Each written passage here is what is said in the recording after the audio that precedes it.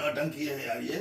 क्या नौटंकी? मेरी 3 महीने से खांसी ठीक नहीं हो रही और तू मेरी खांसी को अंग्रेजी बीट समझ के डांस किए जा रही है। क्यों ना डांस करूं? 3 महीने से तो ठीक नहीं हो रही, कम से कम तुम्हारी खांसी में मैं एंजॉय तो करूं। हाँ कर ले, एंजॉय कर ले।